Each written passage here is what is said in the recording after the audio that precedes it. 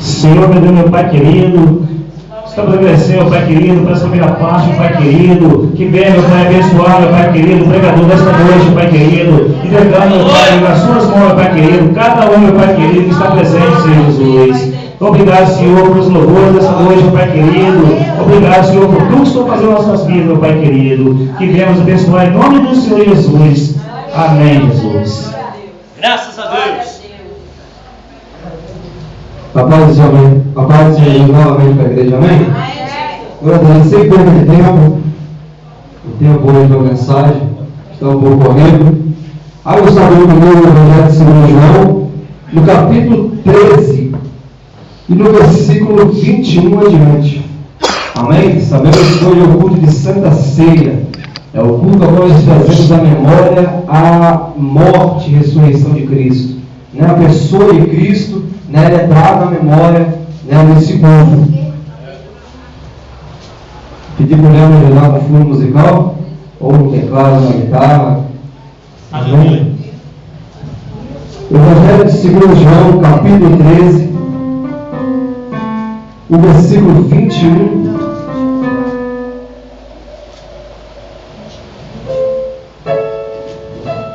adiante. Quantos acharam? Diga amém.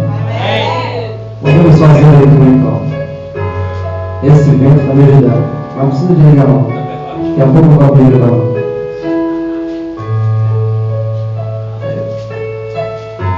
Diz o seguinte: tendo Jesus dito isso, turbou-se em espírito e afirmou dizendo: na verdade, eu digo que um de vós me há de trair. Então os discípulos olharam uns para os outros, duvidando de quem ele falava. Ora, um dos seus discípulos, aquele a quem Jesus amava, estava reclinado no seu seio, estava reclinado no seio de Jesus. Então o Senhor Pedro fez sinal a este, para que perguntasse quem era aquele a quem ele falava. E inclinando-se ele sobre o peito de Jesus, disse-lhe: Senhor, quem é? E Jesus respondeu: é aquele a quem eu dei o bocado molhado. E molhando o bocado, o deu a Judas Iscariote, filho de Simão. Amém? Pode tomar o seu assento em nome de Jesus. Depois vocês podem abrir a Bíblia para mim também, permanecer aberta. Lá no livro de 1 Coríntios, erramos 2 Coríntios, lá no capítulo 5, eu vou usar esse texto para complementar a mensagem. 2 Coríntios, capítulo 5, e o versículo 17. Permaneça com a sua Bíblia aberta, e nós vamos ler esse versículo e assim ir adiante, deixando Deus falar no nosso coração. Amém? Culto de Santa Ceia, um culto abençoado por Deus como os demais. Mas nós percebemos, pelo menos eu percebo, que é um culto que é dividido entre alegria e tristeza. Tristeza porque trazendo à memória a morte do nosso Mestre, a morte e morte de cruz do nosso Senhor Jesus. Mas a alegria vem porque sabemos que esse mesmo Jesus que morreu, ao terceiro dia ele ressuscitou, e está à destra do Pai, e ele intercede por nós. O culto de Santa Ceia assim é dividido entre alegria e tristeza. Muitas vezes participamos do culto de Santa Ceia e ele se torna um culto melancólico, porque também é um culto a qual nós examinamos a nós mesmos, examinamos como foi a nossa semana, examinamos como foi o nosso mês, como foi a nossa comunhão com o Senhor Jesus. E daí essa reflexão que nós fazemos, muito se entristece, porque talvez teve um mês atribulado, um mês a qual ele fraquejou, um mês a qual ele pecou, a qual ele não aguentou. E quando chega no dia de Santa Ceia, olhando para a pessoa de Cristo, por tudo aquilo que ele fez por mim e por você, muito se sente indigno de ser um participante da ceia do Senhor. Mas o sangue de Jesus, aonde há arrependimento, há perdão de pecado. Onde há arrependimento, o sangue de Jesus é poderoso para remir, para expiar, para retirar todo pecado, toda ofensa contra Deus e nos levar para a sua glória e nos colocar de pé novamente, nos dá a moral, nos dá as condições de não sermos julgados pelo nosso inimigo. E é por isso que nós podemos dizer, como falou o apóstolo Paulo nas cartas aos Romanos, no capítulo 8, versículo 1: nenhuma condenação há para aqueles que estão em Cristo Jesus, que não amam segundo a carne, mas segundo o Espírito. É o culto muitas vezes que não come, mas é o culto onde nós podemos cantar o hino da vitória, porque não é culto provável, quando Jesus ele ressuscitou, Jesus ele pega a chave do inferno, ele ali vence a morte. Aleluia. E ele libera a vida para a abundância para todo aquele que crê e se arrepende. Ele libera a vida para nós.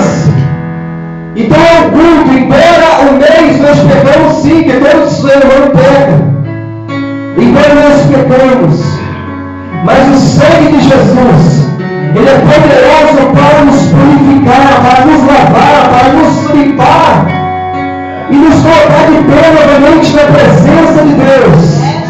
Como homem limpo, como homem amor, sua dívida foi pagada para a justiça de Deus. E assim recebemos o direito de salvação. Esse é o culto de sessão da ceia. E nós vemos que aqui Jesus, momento antes de ir ao Getsemane, momento antes de ir ao Gólgota, e ali ele ser crucificado, nós vemos que Jesus ele faz um momento muito especial com os seus discípulos. Ele faz a Santa Ceia, a última Santa Ceia, antes de ele ser crucificado. Ali em um local mobiliado, Jesus está ali com os seus discípulos. Ele está ali com aqueles discípulos, tirando Judas, com os seus íntimos. Ele está ali com os seus seguidores, pessoas como Pedro, que abandonou a sua carreira serviçal, pessoas como Mateus também, que abandonou a sua carreira serviçal de cobrar imposto. Ele estava ali não com pessoas que um dia foram desocupadas, e ele foi lá e chamou não. Ali na presença de Jesus, naquele momento especial, estavam pessoas que um dia deixaram a sua vida terrena, deixaram seus sonhos, deixaram seus afazeres, deixaram talvez os seus projetos de vida para seguir Jesus. E nós vemos que 3 anos se passaram, e aqui aquelas pessoas estavam em uma escola, estavam aprendendo com Jesus a viver. Eles seguiram o Mestre Jesus, eles ouviram o chamado de Deus, e por isso eles estavam ali sendo participantes daquela Santa Ceia. Por isso ali eles estavam em plena comunhão com o Senhor Jesus, para que eles pudessem vir ser fortalecidos, para que a sua fé, a sua vida, as suas forças pudessem vir ser renovadas. Esse é o momento da Santa Ceia. Esse é o significado da Santa Ceia. É o momento ao qual, se um dia, se por essa semana, a nossa aliança foi quebrada com o Senhor Jesus, é o momento ao qual nós renovamos ela. É o momento ao qual nós renovamos a nossa comunhão com o Senhor Jesus. Ele falou que esse é o Novo Testamento, pelo meu sangue, é a nova aliança. É o momento ao qual Jesus, é o culto ao qual ele renova a comunhão. Ele fortalece a nossa comunhão. Por isso devemos nos derramar na presença dele. Por isso devemos nos entregar totalmente a ele. De certo que não importa o pecado que você cometeu nessa semana, o importante é que existe um Deus poderoso que está nos céus e se chama misericórdia, e que se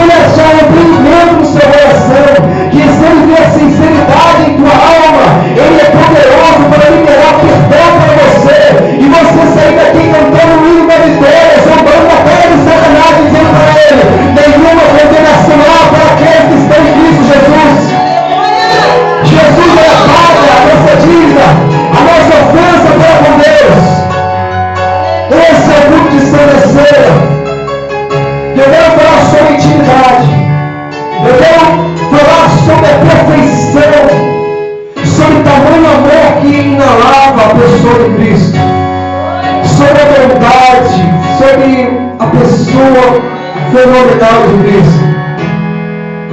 Nós temos que nessa Santa Ceia, Jesus ele fala o seguinte: um de vós há de me trair. E aqueles discípulos eles ficam ali duvidosos, se perguntam um para o outro: quem há de trair o Mestre?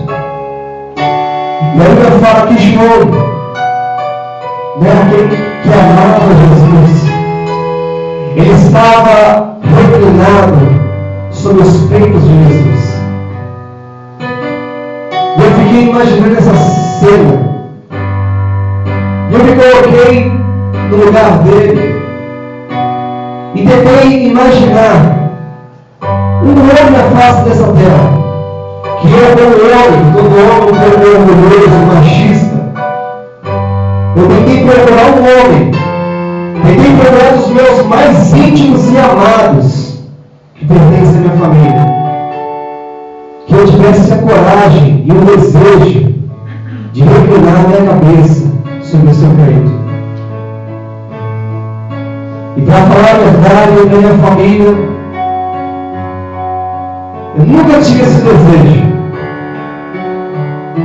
Tanto eu machista.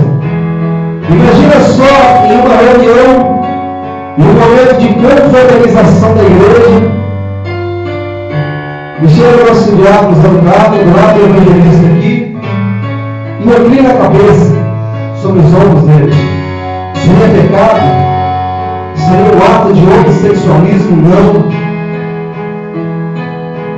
Mas é que talvez nós não conseguiríamos fazer isso sobre nenhum homem na face dessa terra. Não nos sentiríamos bem, não sentiríamos à vontade. Mas Cristo Jesus, ele exalava tanto amor, ele era tão lindo, tão maravilhoso, o seu caráter. Eu tentei ficar imaginando o olhar de Jesus, eu tentei imaginar a doçura daquele ser dele, a doçura no falar, a mansidão, a autoridade no pregar. É muito grande o nosso Mestre. Jesus deveria inalar muito amor, muita doçura, para que João pudesse reclinar a sua cabeça no peito dele. Essa é a pessoa de Cristo. Esse é o Cristo que tem nos convidado para ter intimidade com Ele. Esse é o Cristo que tem nos chamado para uma plena comunhão, uma perfeita comunhão com Ele. Esse é o Jesus que inspirou uma pessoa para colocar o hino na harpa, para dizer assim: vencerá, o Mestre chama vencerá. Cristo tem chamado a humanidade para a Santa Ceia. Cristo tem chamado a mim e a ti para cear, para entrarmos em comunhão com Ele, para que possamos ter paz um para com os outros, para que possamos ter paz para com Deus. Esse é o Cristo que tem nos chamado para tamanha intimidade. Intimidade tal de lançar sobre Ele todas as nossas ansiedades, sabendo que Ele cuida de nós.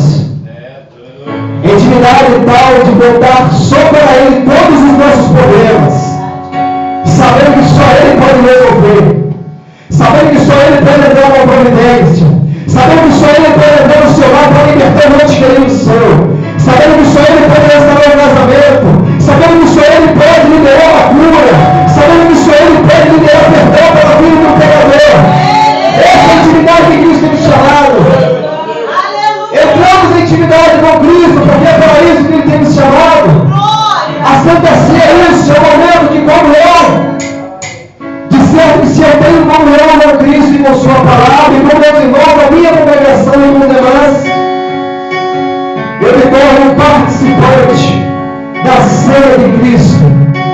E eu comerei e me alimentarei do corpo, e eu beberei do sangue de Cristo, para que eu possa vir ter saúde, para que eu possa vir ter vida.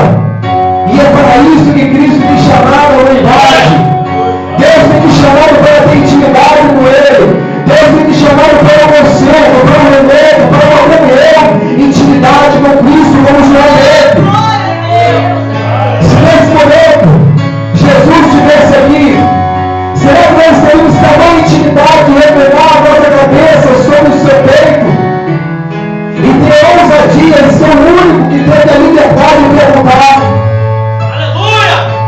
festa, quem é que traiu ao Senhor? E aí Jesus fala, aquele ali eu dei um bocado. Amados, eu procurei até na Bíblia de estudo, procurar saber que bocado é esse.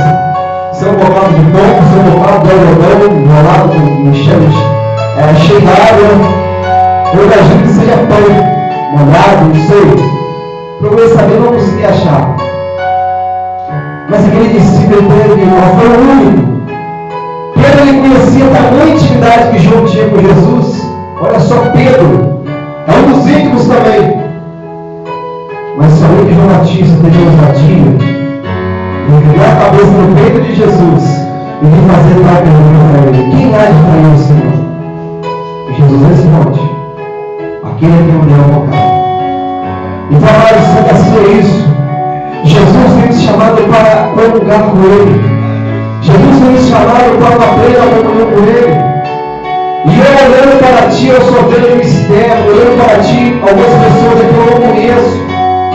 Não sei como é a sua vida, não sei como é o seu dia a dia. Não sei se foi um dia você fez uma aliança com Deus. Mas eu sei de alguma coisa. Jesus, Ele tem chamado apenas algumas pessoas. Mas a Bíblia fala que Deus quer que todo homem chega ao conhecimento da verdade e alcance a salvação.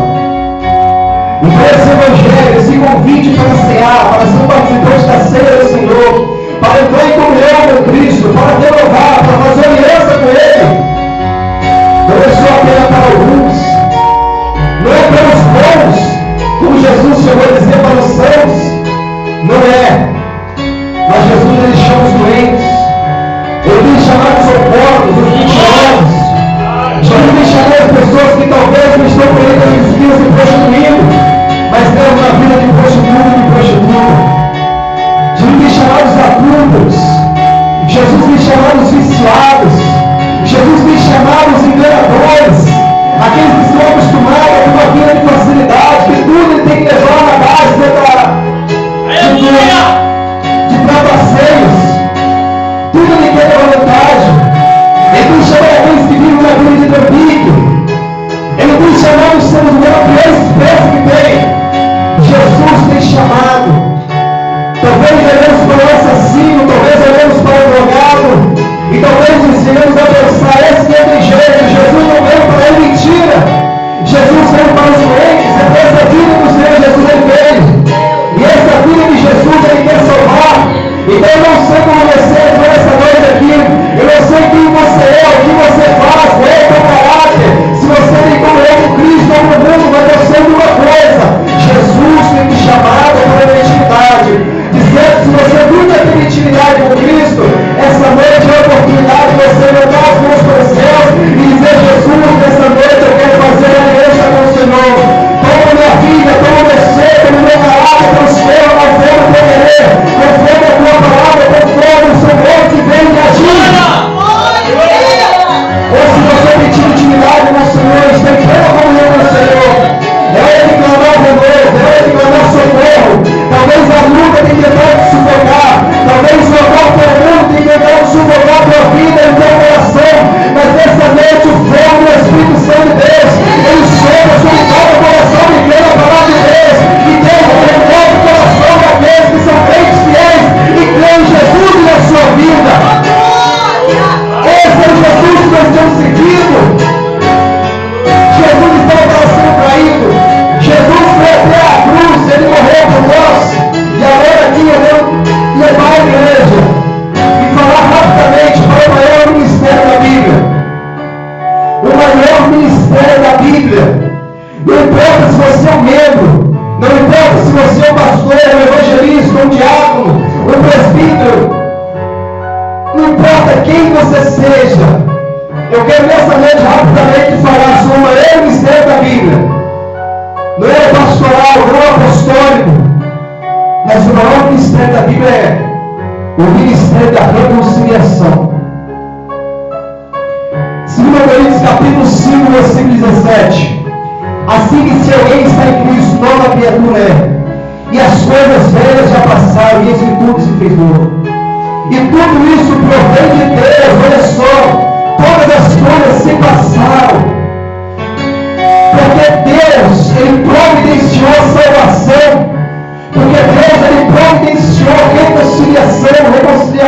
consigo mesmo. E tudo isso foi bem de Deus que nos reconciliou consigo mesmo por Jesus Cristo. Ele nos deu o ministério da reconciliação. Isto é, Deus estava em Cristo reconciliando consigo o mundo, não lhe imputando os seus pecados, e pôs em nós a palavra da reconciliação. Olha só, amados, sabemos que o pecado é uma ofensa à natureza de Deus, a santidade, a natureza de Deus que é santa. E a Bíblia fala que todos os pecados destituídos contra a glória de Deus, não há justo sequer, não há alguém que faça o bem nessa terra. Todos os seres humanos pecaram. E a aliança do passado consistia em uma vez ao ano, normalmente as pessoas traziam um cordeiro sem mágoa, um cordeiro ali que viesse ser perfeito, até o sacerdote que era pecador também. E ele entrava no Santo dos Santos, como nós estudamos hoje na escola dominical. E ali ele sacrificava aquele cordeiro. E assim, não somente o pecado daquele sacerdote era perdoado, era expiado, mas foi o pecado também da população do povo de Israel. Mas esse sacrifício tinha que ser contínuo, anualmente. E esse sacrifício aprendemos que apontava para a pessoa de Cristo, o Cordeiro de Deus que veio ao mundo, que veio ao mundo para tirar o pecado do mundo. E nós vemos que a nova aliança, Jesus ele veio como Cordeiro de Deus, como sumo sacerdote, para fazer ali aquela cerimônia, para fazer uma cerimônia sacrificial, para que Deus o seu pecado pudesse ser perdoado. Estávamos brigados com Deus. A humanidade ofendeu a Deus com seus pecados. E agora para terminar, deixa eu lhe fazer uma pergunta. Quando alguém me ofende, em meio aos nossos relacionamentos, em meio à convivência com o nosso semelhante, é lógico que nós entramos em atritos com alguém, às vezes na empresa, na escola, até mesmo no meio da igreja, e com nossos familiares.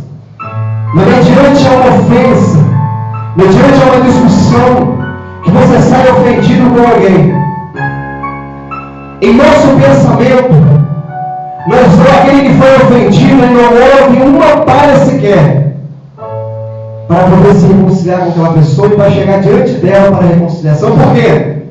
Porque ela pensa consigo, não foi eu que ofendi ele, mas foi ele que o ofendeu.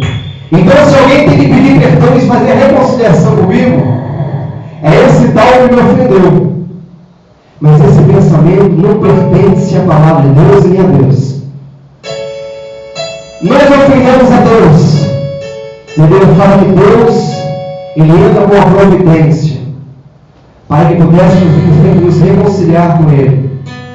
Deus, ele envia Cristo Jesus, como nós vemos aqui no versículo 18, perdão, versículo 19, para que ele pudesse reconciliar o mundo consigo mesmo.